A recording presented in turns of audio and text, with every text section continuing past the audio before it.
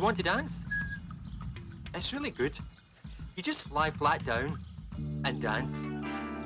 I'll show you what I mean. I'll start it off, and you just join in when you feel confident enough. Okay?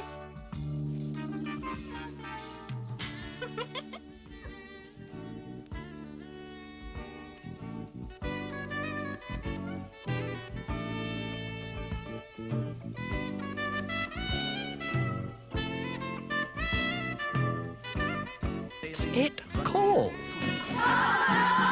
Cumbernauld, a new generation. Britain's worst building is a strong term. That's one that we should reserve for something that's not just ugly, wretched, run down and out of date, but for a building that's dire impact is felt so strongly within the community it resides and further afield. Is that justified here? Are we exaggerating in the disdain that many of us have for this building? Maybe. But the more I think about it, maybe not. Cumbernauld was heralded as a town for the future, a vision in the 60s of how the modern and suburban family would live. And that's apparent throughout this place. The abundance of roads and car ownership, the rows of houses and the lack of traditional density is a far cry from the Victorian, Georgian and even medieval settlements and neighbourhoods many of us are used to here in Scotland. It's not the Royal Mile, it's not Buchanan Street, it's not like any of the other naturally formed high streets and town centres in Scotland. It's a new place for a new time, or at least it was. Cumbernauld was new in more than one sense. Not just a new town, but a new concept of community living. It would not only look different, it would be different from other towns. Housing was arranged in cellular units clustered around the town centre. There were no streets in the old sense. Access and intercommunication was provided by a complex road system designed exclusively for motor cars.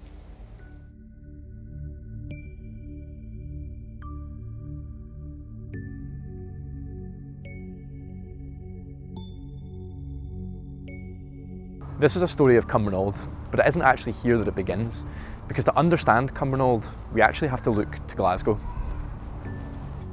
Tenements like these that we now have an appreciation for once made up the bulk of Glasgow's housing stock, and bursting at the seams in the aftermath of the Second World War, what might now be the living room of a nice two-bed West End flat would have been home to an entire family. Booming new town, real community, and magnet for high-tech industry. But it didn't just happen. East Kilbride Development Corporation held its inaugural meeting on August 8, 1947. Today, careful planning, hard work, and a can-do philosophy in November put 1960. East Kilbride in the front rank of Scottish towns. Urban Development Corporation. There's a place that's so easy to reach by road, air and rail, over 500 companies have made it their home. What's it called? And so the Newtown programme was born. Over just a few decades, towns like Glenrothes, East Kilbride, Livingston and Cumbernauld were built as a remedy to Glasgow's housing woes.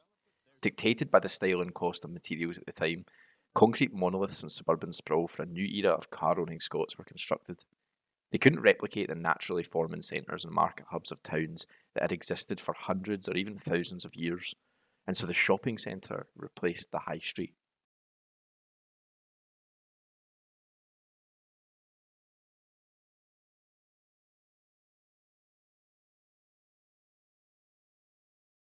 And that brings us to Cumbernauld Town Centre. Much like its fellow new towns, the centre was designed to be an all-encompassing community hub. Shops, a hotel, an ice rink, a police station, even glamorous penthouses. Sounds great in theory.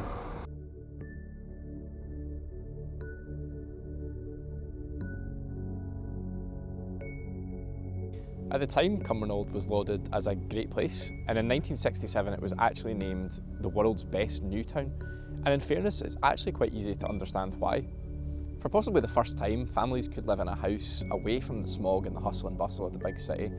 They were afforded an abundance of green space, and they could own a car in a town that was specifically designed to cater for high levels of car ownership. And the town centre, however ugly we might find it now, was strange and cool and unlike anything folk had ever seen before. But times change, and it's now clear that this, at the very centre of the town, is far more polarising. It's hard to make any sense of the building. It's like it's been turned inside out. There seems to be a car park everywhere you look, and for some reason it's separated by a motorway running through it. It's not even that old, but its rundown look would serve as an excellent set for some post-apocalyptic film or TV show. Even inside, endless labyrinths of bland corridors and walkways give off an eerie and cold feeling. Every new angle offers up a different perspective of just how crazy this thing is. It's not welcoming or enticing to enter, and this, what was supposed to be the site of the centre's luxury penthouses, is known now as the Alien's Head. It's easy to see why this was named Britain's most hated building in 2005, and it has since won 2 Carbuncle Awards. So it begs the question, what do we do with it? Any demolition would surely impact the motorway and cause months of disruption to a crucial piece of Scotland's infrastructure, and retailers and small shops would be hit by the loss of their place of business. And then there's the question of what do we replace it with? To that last point, we have an indication of what might happen.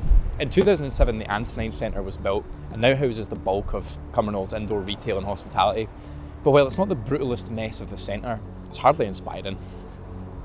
Folk will be glad to see the back of the old centre, but dread quickly kicks in when you ask people about what might replace it. Will we have something boring and dull like the new Antonine Centre? Or will we get something much worse? Another nonsense megastructure left for generations to come to loathe, as many of us do this one. Or is it kept and reformed into something that would better benefit the community? Either as something new or something similar. As much as I hate it, it is an iconic building and it still is part of Scotland's architectural story, and you could still see it becoming probably the world's foremost museum on brutalism. Whatever happens, people in Cumbernauld have still had to live with the consequences of having a centre that is so reviled. A sad reality that town planners in the 60s and 70s didn't understand or consider.